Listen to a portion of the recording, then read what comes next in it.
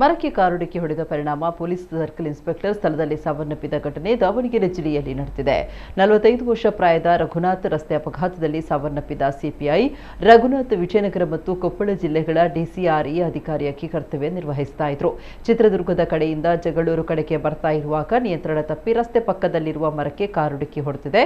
ಡಿಕ್ಕಿ ಹೊಡೆದ ರಭಸಕ್ಕೆ ಸಿಪಿಐ ರಘುನಾಥ್ ಸ್ಥಳದಲ್ಲೇ ಸಾವನ್ನಪ್ಪಿದ್ದಾರೆ. ಇವರು ದಾವಣಗೆರೆ, ಚಿತ್ರದುರ್ಗ ಸೇರಿದಂತೆ ಹಲವು ಕಡೆಗಳಲ್ಲಿ ಸೇವೆ ಸಲ್ಲಿಸಿದ್ರು.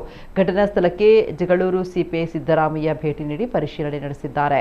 ಇವರ ನಿಧನಕ್ಕೆ ಪೊಲೀಸ್ ಇಲಾಖೆ ಸಂತಾಪ ವ್ಯಕ್ತಪಡಿಸಿದೆ.